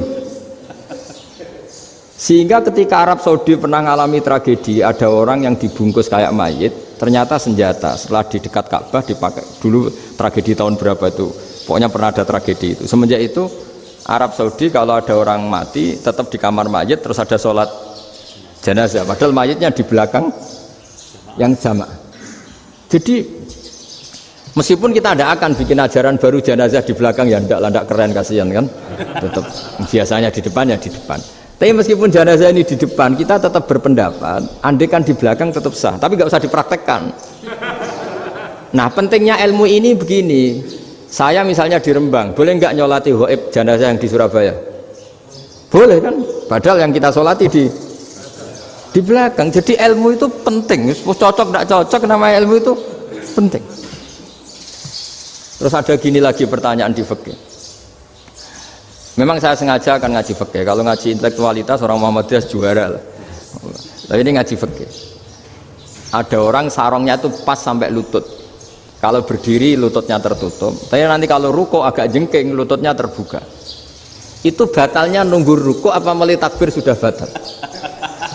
Padahal pasti nanti batal kalau ruko ini. Itu ada ulama yang mengatakan, ya batalnya nunggu ruko. Bagaimanapun terjadinya pembatalan waktu ruko. Ada ulama mengatakan yang enggak mulai awal sudah tidak sah itu, karena pasti ngalami batal. Nah, pertanyaan-pertanyaan seperti itu penting karena lalu Allah menilai apa? Ya nilai niatnya. Misalnya gini, kalau contoh itu mungkin Anda tidak tertarik, tapi contoh begini. Kita mau operasi jam 10 siang. Kita tahu kalau nanti 10 siang akan divonis medis harus makan karena mau berobat. Malamnya itu kalau kamu orang soleh, bayangkan kamu orang soleh. Kalau tidak orang soleh kan tidak punya komitmen. Kamu milih niat puasa, apa enggak jam 10 mesti mokak menisan raposo. Kamu orang soleh. Kalau kamu orang soleh pasti milih puasa karena ini Ramadan. Meskipun nanti jam 10 pasti disuruh batal sama dokter. Setidaknya kita berpikir gini, nak mati jam itu paling enggak ditulis saya sebagai orang yang puasa. Jadi perasaannya orang soleh itu beda. Kalau orang kok sampean barang menisan raposo kok ya mesti. Sampean tidak pernah berpikir bahwa puasa mulai fajar sampai jam 10 itu luar biasa. Bisa saja kita mati jam 7, bisa saja mati jam 6. Kan ditulis Allah sebagai orang yang berkomitmen terhadap puasa. Terus ada kemungkinan kecil, udahlah jam 10 itu dokternya sakit atau nggak jadi ke sana. Berarti kamu kan nggak jadi bokok. Kan ya mungkin juga. Sama yang tadi, delalah sebelum ruko ono wong sing nyarongi sampean, sehingga sholatnya normal. Kamu tidak menemukan pakaian yang pas, jebule pas setelah ruko, mau ruko, ono wong wah sholatnya kira bener disarongi. Itu agama. Jadi agama itu dimulai dari mana coba? Dimulai dari niat, dari komitmen. Nah sekarang kelirunya kenapa ada garis keras? Agama itu dimulai dari keinginan ideal. Itu yang mulai itu ada orang-orang garis keras. Agama ini enggak, agama ini dimulai dari niat. Sampai ada kaidah agama la yudraku kullu la yudraku kullu. Kalau tidak bisa ideal jangan ditinggalkan sama sekali. Tapi orang enggak, sekarang bayangkan Islam itu ideal. Pemimpinnya ya soleh, masyarakatnya soleh, enggak ada maksiat, enggak ada apa. Dan apa ilmu? Kalau secara ilmu mulai dulu ya ada orang dolim, ada orang soleh. Nabi kurang baiknya. Di angkatan itu ya ada orang munafik. Sehingga ulama itu sudah berpendapat ideal itu piye? Zaman Nabi saja ada orang apa? Munafik. Itu ilmu. Kalau nuruti kelangenan inginnya dunia ya steril, gak ada maksiat, gak ada apa. Dan agama itu diciptakan Allah itu memang unik. Calon Nabi misalnya, Nabi Musa itu sing rumat Fir'aun. Ketika Nabi Muhammad lahir sing ribet manitia ini Abu Lahab. Orang dosen UMM. Coba. Karena Allah ingin memaklumatkan ke kita bahwa agama ini akan hidup di kondisi apapun. Asia, istrinya Fir'aun itu termasuk mukminah yang dipuji Quran, padahal dia bukan istrinya pengurus NU atau pengurus Muhammadiyah, istrinya Fir'aun. Tapi itu pelajaran bagi kita bahwa orang-orang baik itu tidak harus di lingkungan yang baik. Masjid paling makmur itu kadang di dunia mungkin, ya jangan bakas Mekah Medina itu karuan, mungkin di antara masjid yang makmur justru yang di Kanada, di Amerika mungkin, karena merasa minoritas itu perpustakaannya ada, kajiannya ada. Tapi banyak masjid di daerah pesantrennya malah sepi karena kiainya tahu jamaah di masjid itu wajib. Lalu itu ada daerah pesantren, saya ulang lagi, ada daerah pesantren didikon pengajian, monggo nekani pengajian maca selawat ning omah ganjaran padha wae. Ribet kan, mau dibantah itu benar, mau dibiarin ngerusak tatanan. Jadi saya mohon sekali ya, jadi ilmu itu diperbandingkan supaya perbedaan-perbedaan itu biasa. Dulu Imam Malik itu punya murid namanya Imam Syafi'i. Itu dalam banyak hal itu perbedaannya tajam sekali. Ya saya ulang lagi, dalam banyak hal itu perbedaannya tajam sekali. Misalnya begini, ini terakhir percontohan saya fikih, nanti dikaji sendiri. Ada seorang A'rabi, Ja'a A'rabiyun, ini di hadis sahih diulang-ulang di semua Al-Kutubus Sittah ada peristiwa ini. Ja'a A'rabiyun ila Rasulillah sallallahu alaihi wasallam faqala ya Rasulullah ahlaktu. Qala wa ma ahlakaka? Qala wa qatu imraati fi nahari Ramadan. Ya Rasulullah, saya ini orang yang rusak. Kenapa? Saya ini hubungan intim sama istri saya ketika masih siang Ramadan. Singkat cerita, orang ini dihukum berat sama Nabi. Hukumannya adalah karena dia membatalkan puasa ketika dengan hubungan intim. Sama Nabi dihukum, kamu harus merdekakan budak. Wah, tidak mampu ya Rasulullah, saya tidak punya budak. Jadi ini bukti bahwa agama ini sangat sosial, sehingga sebagian kafaroh harus memerdekakan budak. Kamu kalau gitu puasa 2 bulan, yang baru puasa 2 hari aja kecelakaan malah disuruh puasa 2 bulan. Ya sudah, kamu ngasih makan 60 orang miskin, saya ini orang paling miskin. Kok ini jadi sudah miskin, agak hiper lah orang itu, poso-poso kok gitu. Itu kata ulama, kalau orang Jawa gak mungkin, makanannya tempe mendoan, gak mungkin itu. Di Jawa itu nggak mungkin lah ada orang batal puasa karena hubungan intim. Ada istrinya nggak cantik, cerewet, sang lanang mangane mendoan, itu tidak mungkin, kecelakaan itu tidak mungkin. Tidak mungkin itu. Tapi kalau Arab mungkin karena makanannya daging. Singkat cerita, terus pertanyaannya gini, kalau batal biasa itu kan bayarnya puasa 1 hari. Kalau batal, tapi kalau batal pakai hubungan intim, pakai jima kalau dalam bahasa fikih itu kafarohnya berat, yaitu merdekakan budak atau puasa 2 bulan berturut-turut. Pertanyaannya gini, jima istri itu boleh loh tidak zina? Saya ulangi, jima istri itu boleh loh tidak zina? Itu kan hukumannya berat. Nah terus Imam Malik berpikir kalau gitu tidak harus jima dong, poso-poso ora ono uzur ora ono apa terus nyate esuk mangan bakso tanpa ada alasan syar'i. Hukumnya harus sama dong, karena jima hukumnya boleh, berarti semua iftar, semua pembatalan puasa yang tidak ada udzur syara' maka hukumnya sama, yaitu sanksinya sama. Masuk akal enggak? Masuk akal dalam mazhab Imam Malik. Dalam mazhab Syafi'i enggak. Mulai dulu jima itu beda. Kayak mertamu nih gone wong, mangan itu oleh, tapi nak nggo bojomu mbok jima niku wis nemen ngawure lah. Tetep beda. Dari Imam Syafi'i pokoknya beda, jima sama makan itu beda. Lah ya terus setelah itu terus ada pertanyaan, bagaimana kalau makan dulu baru jima? Ribet kan? Makanya itu sampai dibabkan Kitabul Khilafil Fiqhi, bab merekayasa fikih. Makanya itu perdebatannya orang Hanafi sama Imam Syafi'i juga sama. Ada orang jam segini lapar sekali, kalau langsung makan kan kena sanksi. Ya pergi aja dulu, pura-pura ngaji ke Gus Bah gitu. Nanti kan jadi musafir kan? Wah itu sudah boleh itu kan? Musafir. Padahal enggak. Memang dia pergi itu karena supaya bisa makan. Mau enggak kepikiran ngaji kok tahu-tahu ingin ngaji. Mumpung Ramadan nah.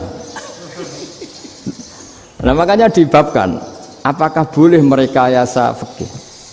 Tapi fikih bisa apa coba? Dengan status kamu musafir, ya memang boleh iftar, boleh berbuka.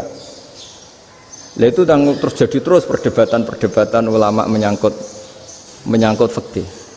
Karena memang masalah furu'iyah. Sehingga termasuk perdebatan kita dalam perilaku. Misalnya adat orang NU kalau habis salam itu menghadap ke kiblat karena arah terbaik itu kiblat. Tapi sebagian orang Muhammadiyah atau mungkin semuanya menghadap ke makmum. Itu memang teks hadisnya itu kita yang meneliti hadis itu semua syarah itu berdebat. Nabi memuji kiblat itu arah terbaik, oke. Tapi di bab itu Nabi itu aqbala alaina, menghadap ke kita. Lalu pertanyaannya, kenapa menghadap ke kita? Ada mengatakan karena Nabi memang punya tradisi kadang ngendikan.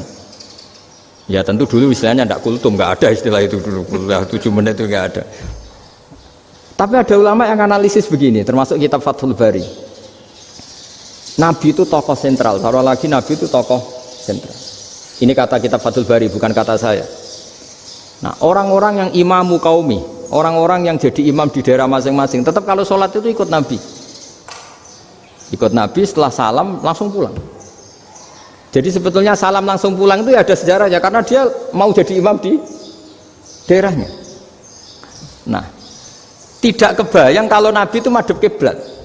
Kalau Nabi madhep kiblat, orang yang masbuk yang barusan datang pasti langsung usolli misalnya fardhu isya'i misalnya. Terus makmum Nabi, padahal Nabi sholatnya sudah selesai.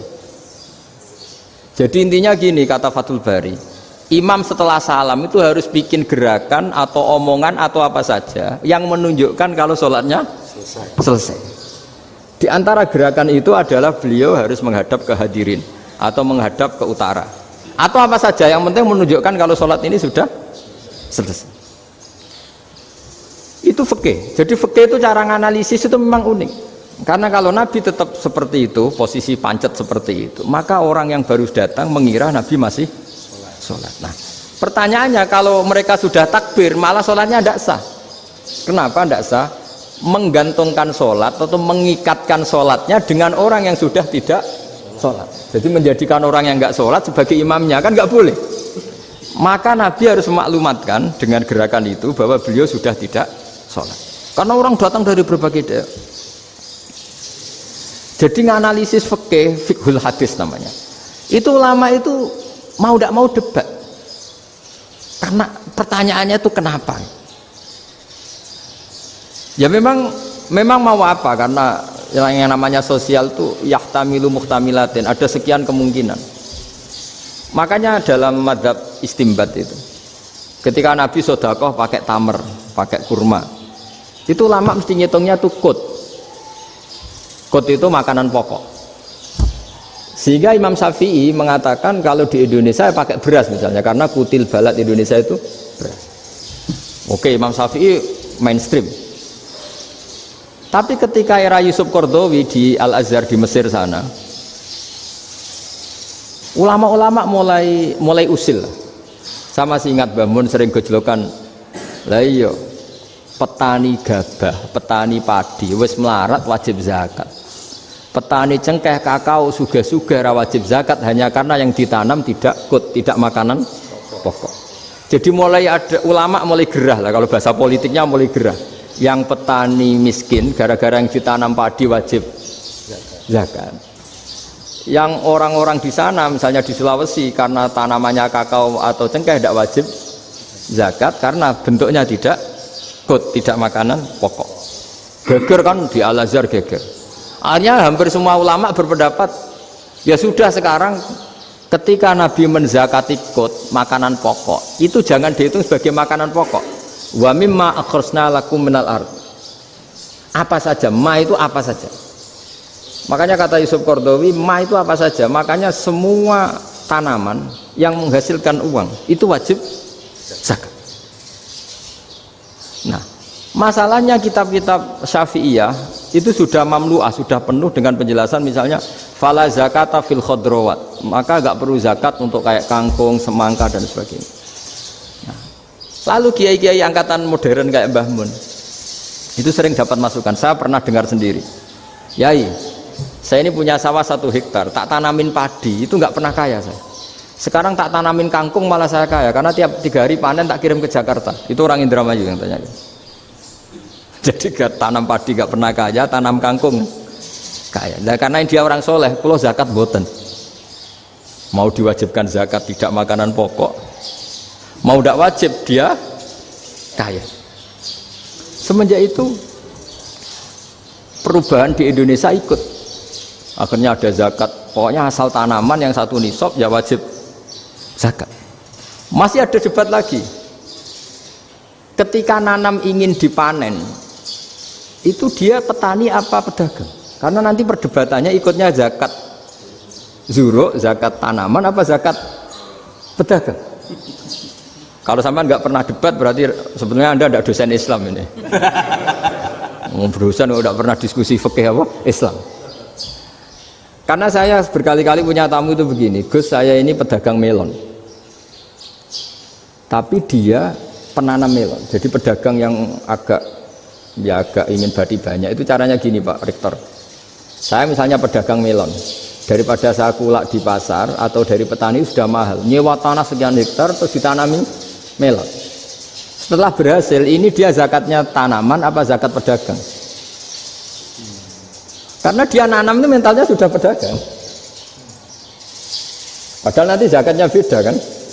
Yang 1 2,5%, yang 1 rubul usur sama nisul usur sama usur, 1/10 sama 1/20. Kalau zakatnya zuruk kan 1/10 atau 1/20. Yang 1 rubul usur, kira-kira 2,5. Saya ulang lagi ya. Jadi di era modern itu kita jadi bingung, pedagang tapi gayanya petani tapi hakikatnya. Jadi gampangannya gini ya, kalau saya pedagang beras, kok saya kaya raya, itu mendingan nyewa sekian hektar untuk ditanamin beras, padi ya, daripada tengkulak, daripada beli. Akhirnya perdebatannya, ini zakatnya pakai apa? Misalnya tebu, misalnya petani tebu. Oh jelas kalau jual nanam tebu itu ingin dijual. Masa apa itu es tebu berhektar-hektar? Lah kira-kira kalau menurut jenengan ini zakatnya zakat apa? Tijarah apa zakat tanaman? Mentalnya tijarah, mentalnya pedagang. Nah ini saya hanya mau cerita. Khilaf, kadang-kadang orang angen-angen. Khilaf itu nggak mungkin enggak. Ya sama seperti NU dan Muhammadiyah selalu khilaf awal Ramadan. Itu memang nggak bisa nggak khilaf. Misalnya begini, saya beri contoh ya. Karena kadang yang khilaf juga nggak pernah belajar. Lucu kan? Tak beri contoh ya. 2001 itu abad keberapa coba? Tahun 2001. Abad 21 abad 20? Abad 21. Jadi meskipun terpaut 1 tahun, padahal abad itu 100 tahun. Nah pikirannya orang-orang Muhammadiyah seperti itu. Hilal kalau sudah melewati garis ufuk, meskipun setengah derajat atau 1 derajat itu sudah ikut bulan berikutnya, sehingga ya sudah meskipun sekian derajat sudah dianggap Ramadan. Nah pikirannya orang NU enggak, harus ru'yah bil fi'li. Itu sebetulnya lagi-lagi sebenarnya tidak masalah NU dan Muhammadiyah, itu di kitab-kitab ya seperti itu. Kita ini enggak biasa goblok ya, artinya kita yang keluarga kiai tahunya kunut mazhab Hanafi, tidak kunut mazhab Syafi'i, tapi tahu-tahu ini mazhab NU, ini itu aneh itu menurut kita ini anggap apa? Mana ada Muhammadiyah jadi mustahid, mana ada NU jadi mustahid. Jadi sebetulnya orang tahu semua lah kalau Abu Hanifah itu tidak kunut, Imam Syafi'i itu kunut. Imam Syafi'i pernah main di masjidnya Abu Hanifah ya tidak kunut, ditanya kenapa tidak kunut? Jenengan itu presiden kunut, tidak sanggup mati Abu Hanifah. Dulu biasa aja. Sekarang geger, ya karena tidak punya kegiatan. Sebenarnya itu nggak masalah, mulai dulu biasa. Saya teruskan ya. Nah, menurut mayoritas ulama nunggu ru'yah bil fi'li. Ru'yah bil fi'li itu gini. Mata telanjang bisa melihat karena agama ini menggantungkan perintah itu sama melihat. Kalau kamu tidak melihat itu bagaimana kena hukum? Ibarat gini, Pak Rektor datang ke rumah saya tapi saya nggak tahu. Kena nggak saya hukum harus menghormati? Dia datang nggak sembunyi-sembunyi. Saya kena hukum harus menghormati ya kalau melihat, kalau enggak ya enggak. Tapi Pak Rektor tetap bilang Loh, tapi saya hakikatnya datang, jadi saya datang itu. Itu kan ribet. Akhirnya ya sudah, itu nggak ada khilaf sampai mati, ada khilaf karena yang satu menggantungkan hukum itu digantungkan sama tahu. Kalau tidak tahu ya, misalnya baju saya ini hakikatnya ada najis, pas sholat saya tidak tahu, sholat saya sah apa tidak? Sah, karena hakikatnya ya memang saya tidak tahu, tapi hakikatnya ada najis apa tidak? Ada. Ya sudah, itu sama-sama masuk akal. Ada lagi khilaf yang senam otak. Fasyamu salasati ayamin fil haji wa sab'atin idza raja'tum. Singkat cerita ada satu pelanggaran haji yang kata Allah kafarohnya itu puasa 3 hari sama 7 ketika kamu pulang, idza raja'tum, ketika kamu pulang. Dalam mazhab Syafi'i yang namanya pulang itu yang haji sudah sampai rumah. Di mana-mana pulang itu ya sampai rumah. Dalam mazhab Abu Hanifah enggak, ketika orang sudah balik kanan dari Arab Saudi, dari Mekah, ya namanya sudah pulang. Misalnya gini, ini Pak Rektor pamit saya, Pak Haris. Gus, Pak Haris mana? Ya sudah pulang kata saya, padahal sampai Pandangan sampai Tuban. Tapi bagi keluarganya belum pulang. Lalu idza raja'tum ketika pulang itu bahasanya siapa? Bahasa istrinya apa bahasa yang ditamoni? Kamu ditamoni orang, terus tamunya mana? Sudah pulang. Tapi tanyakan istrinya, belum pulang. Khilaf-khilaf gini kok jadi geger itu kan goblok banget maksud saya itu. Jadi biasa, gini itu biasa. Jadi ya karena memang ini bukan masalah akidah, ini masalah furu'iyah, masalah fikih itu masalah furu'iyah. Mau tidak mau harus beda. Misalnya di sholat juga gitu. Wa ayyuku udin ko adal musolli sokat sholatu. Duduk dengan gaya apapun itu sholatnya sah.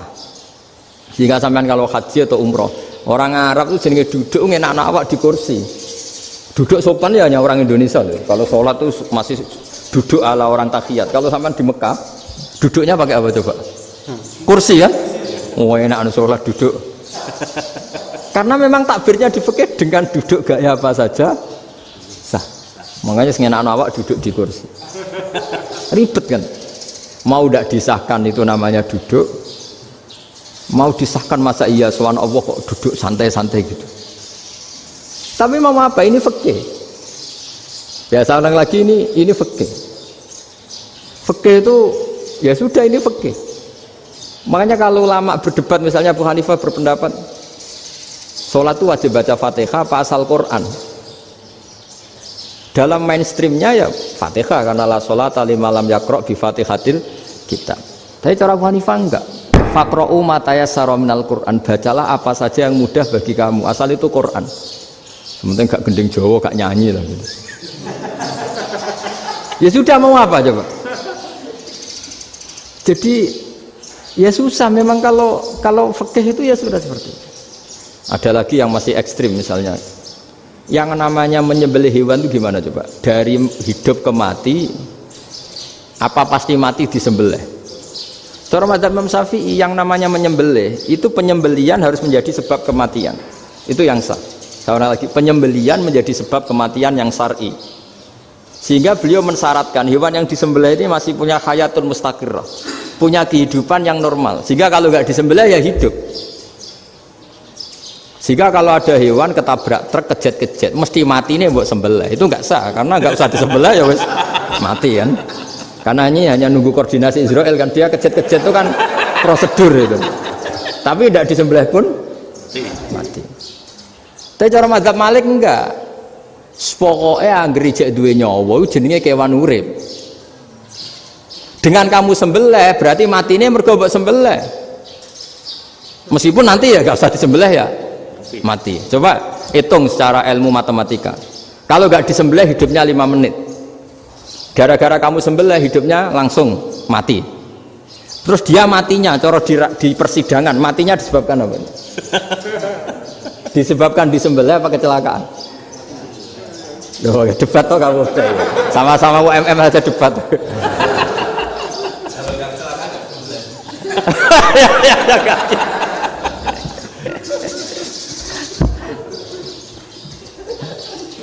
Loh saya pernah Mas ngalami nyata itu. Saya jalan-jalan sama anak saya pakai motor.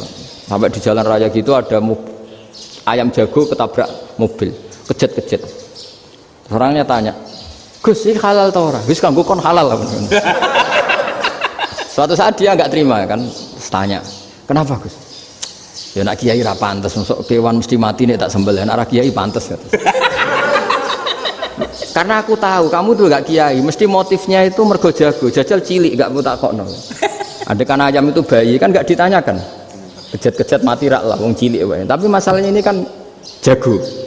Eman itu.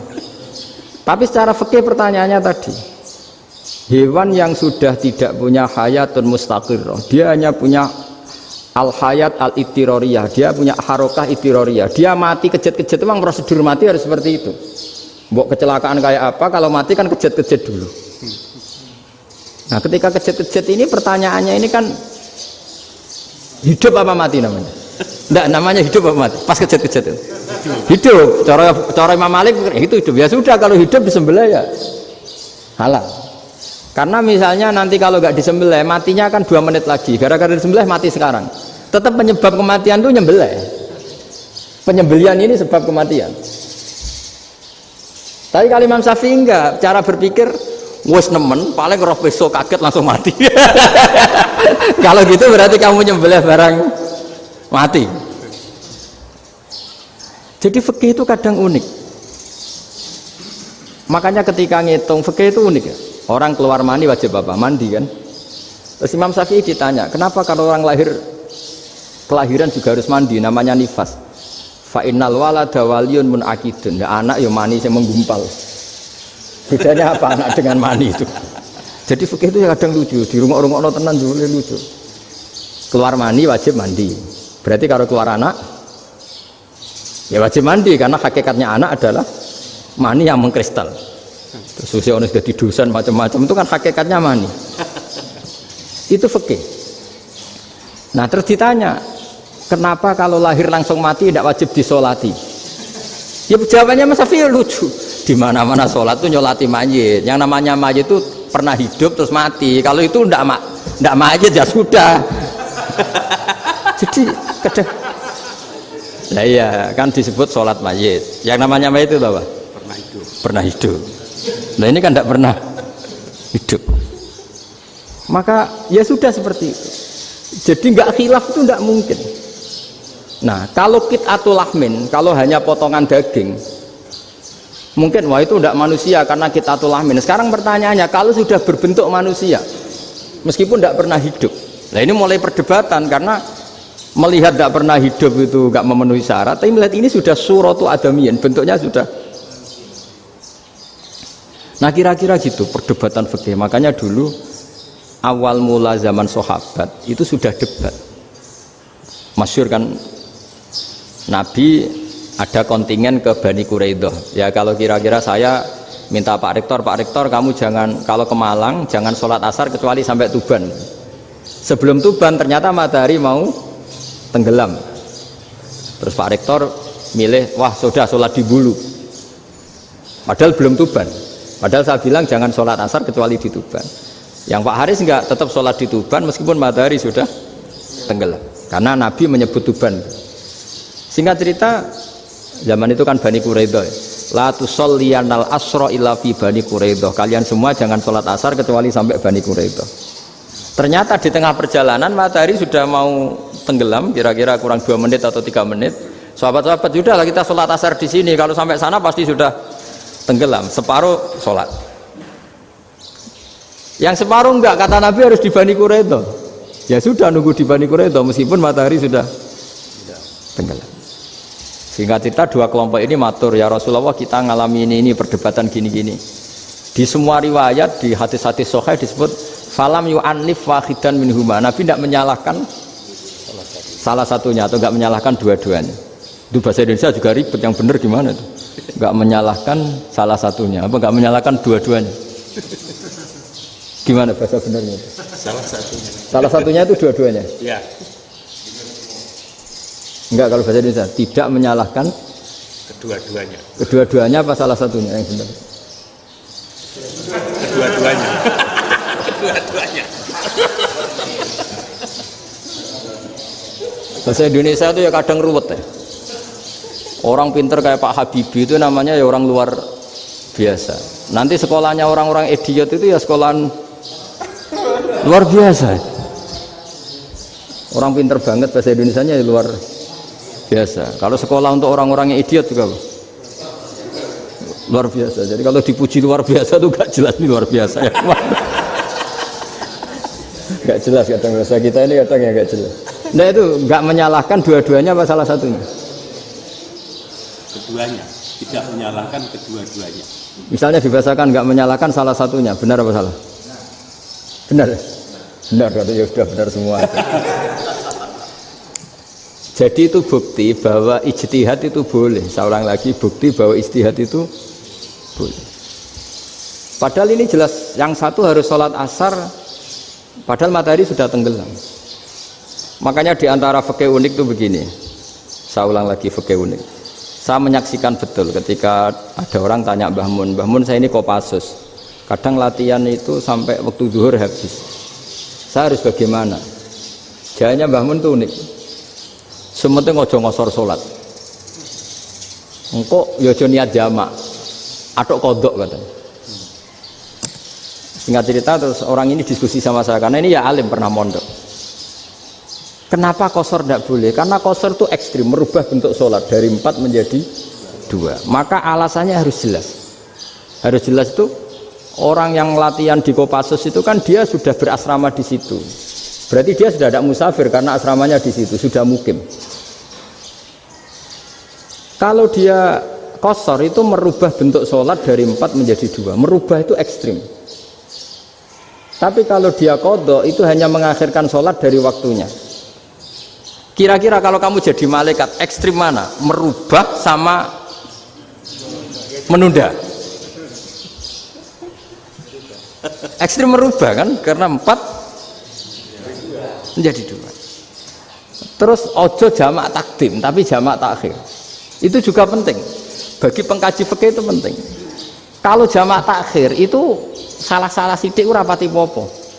Kenapa? Kan mirip duhur qadha. Kalau jamak takhir kan tapi kalau jamak takdim asar kok di waktu duhur, ekstrim mana? Perubahan takhir sama takdim itu ekstrim mana? Ekstrim takdim karena melakukan sesuatu belum waktunya. Belum waktunya. Jadi itu memang ya memang tadi kajian-kajian fikih itu memang unik. Karena bagi ahlinya, saya ulang lagi tapi ini saya ulang lagi bagi ahlinya. Makanya ketika Nabi menjamak sholat ketika nusuk, ketika haji itu kata Imam Syafi'i lis safar. Karena Nabi pergi jauh karena rumahnya Madinah. Tapi resikonya fatwa itu adalah orang Mekah nggak boleh jamak karena kawasannya nggak sampai 90 kilo lah kalau sekarang mungkin. Tapi kalau tahu Imam Malik nggak, jalin nusuk sehingga orang Mekah pun yang haji ya boleh jamak karena alasan jamaknya karena nusuk, karena haji bukan karena jarak. Terus diteruskan lagi. Kalau karena pergi boleh jamak, memangnya pergi itu kenapa? Karena repot. Nah itu masalah kan masakoh. Nah, terus mulai ada orang-orang yang ngawur kan resepsi jamak ribet. Wes resepsi duit utangan kan capek. Wah itu sudah jamak. Ribet kan. Jadi kalau sudah illatul hukmi itu sudah mesti bikin masalah. Kalau sudah illatul hukmi itu pasti bikin masalah. Nah, pertanyaannya jamak itu masih gampang karena bentuknya sholat masih 4. Yang ekstrim kalau qasar karena bentuk sholat 4 menjadi 2. Maka kata Mbah Mun pesennya nak kue ra mesti bener jika alasan itu tidak mesti benarnya. Pokoknya sementing tidak qasar katanya.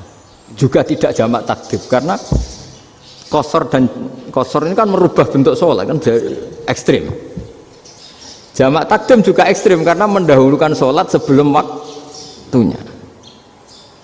Kalau jamak takhir kan biasa, kalaupun salah kan mirip kodok. Ya mirip kodok biasa kan.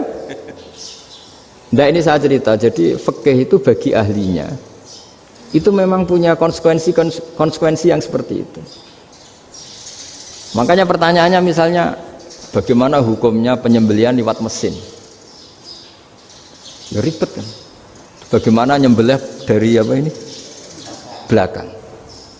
Saya baca di kitab-kitab nyembelih dari belakang itu ya hukumnya tetap boleh asal apa itu hulkum dan mari itu terpotong. Tapi pertanyaannya, jangan-jangan ayamnya sudah kaget dulu karena uratnya ini.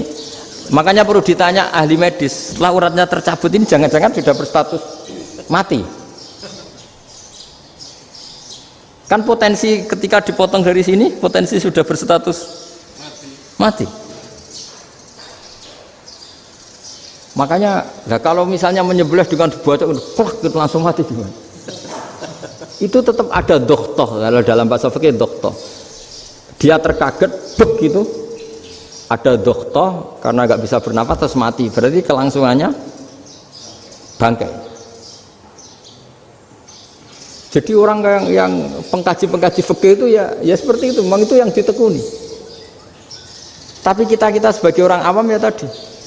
Nak sing kecelakaan iku wedhus ta ayam jago ngeman, tapi nak pitik cilik ikhlas.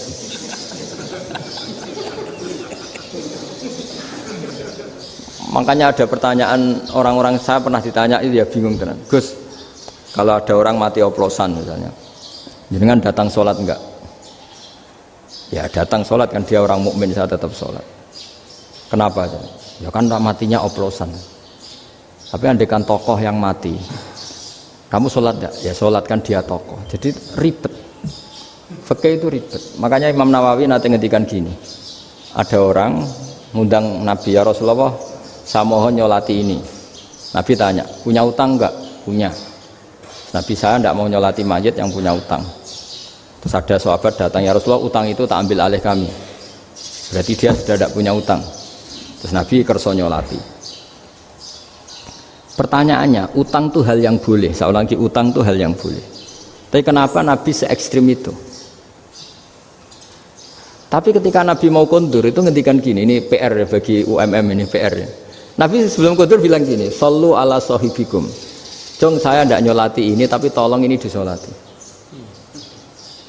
Terus kata Imam Nawawi, dianalogikan atau dikiaskan siapapun pelaku dosa besar atau mati dalam keadaan tidak benar, misalnya pas dugem mati, pas oplosan mati, itu sebaiknya tokoh-tokoh itu enggak nyolati karena nanti dianggap penghormatan. Misalnya ketua PP Muhammadiyah rektor nyolati wong mati oplosan, kan keren. Mati oplosan disolati rektor. Ya sudah, tapi kalau nggak disolati nanti ada tradisi yang keliru, yaitu janazatul muslim tidak ngalami disolati. Padahal siapapun yang muslim, janazahnya harus disolati. Makanya setengah-tengah, ya rasa rektor lah, satpam, pokoknya kudu tetap ada yang sholat gitu. Itu kata Imam Nawawi. Jadi ketika ada orang mati nggak benar, itu sebaiknya tokoh-tokohnya nggak ikut nyolati, tapi awamun nas, orang kebanyakan ikut sholat. Jadi fikih itu agak jelimet karena tadi ketika tokoh ini nyolati, pertanyaannya bedanya apa mbek sing mati ning masjid mbek mati oplosan? Karena sama-sama semua orang nyolati, kan tidak ada sanksi sosial itu. Tapi ketika nggak disolatkan sama sekali, wah lebih parah lagi. Ini ada janazatul muslim tidak disolati. Sehingga kata Imam Nawawi, ini hebatnya Nabi tengah-tengah. Jadi Nabi kundur, jong saya tidak nyolati, tapi sallu ala sahibikum. Ya tapi ini kamu harus nyolati. Kata Imam Nawawi, orang yang mati bunuh diri, orang yang mati oplosan, orang mati secara nggak benar itu asal dia muslim tetap wajib disolati, karena sholat ini hakul muslim. Kan seorang muslim diantara haknya apa? Ketika mati dikafani, dimandikan, disolati. Tapi ini masalahnya matinya pas murtakibul kabiroh, pas melakukan dosa besar, dan itu sebab kematiannya. Kalau dia oplosan, kan sebab matinya ya karena oplosan. Ya kan terus ribet. Mau disolati oleh, apalagi misalnya kita ketua ulama, punya terkenal wali, wah keren, mati oplosan itu disolati wali, kan ribet kan. Nanti yang repot malaikatnya. Itu ya, ini yang nggak kata bahaya. Saya pernah baca kitab itu yang repot malaikatnya. Itu ada yang bilang gini, orang yang punya hutang itu pasti nanti hisabnya berat. diaudit malaikat sampai bisa nyaur utangnya. Sementara malaikat kena konstitusi, kalau Nabi mendoakan harus mustajab. Ini kan ada dua hukum yang berlawanan. Sekali Nabi berdoa, wa maghfir lahu warhamhu, itu harus dituruti malaikat. Nggak boleh doanya Nabi nggak dituruti malaikat. Sementara aturan Islam juga harus dituruti, bahwa orang yang punya utang harus tersandra oleh utangnya. Tapi nak sing dunia Pak Haris kan, nggak TNO. Nggak ngefek gitu. Jadi misalnya Pak Haris dungo sampai nangis wa maghfir lahu kan, nggak ngefek. Malaikat nggak itu, nggak sudah. Sartir. Tapi kalau Nabi yang berdoa kan harus dituruti. Ini masalahnya kan itu. Nah kalau diturutin berarti hutangnya harus bebas. Padahal secara aturan harus tersandra karena punya hutang. Nah, nanti sama kalau yang mati oplosan ini yang doain wali, kok wali sampai Allah maghfir lahu. Doanya wali kan harus terkabul. Sementara secara hukum dia harus kena sanksi karena oplosan tadi.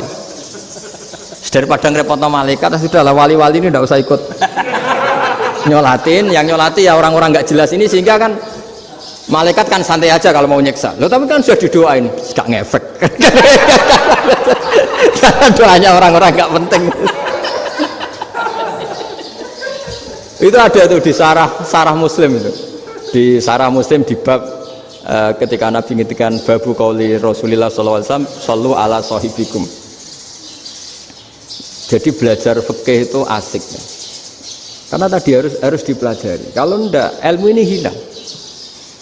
Terus nanti takutnya lagi ilmu fikih itu direduksi sosial.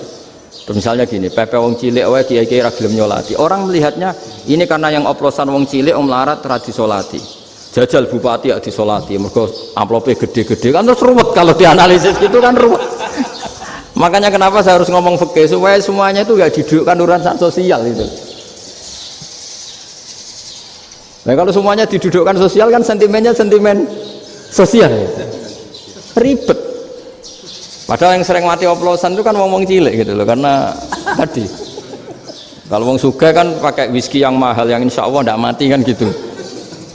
Yang mati kan yo mergo Bertos macam-macam itu kan. Artinya ini kalau nggak diterangkan secara fikih, kiai-kiai yang nggak datang dikira masalah sosial kan.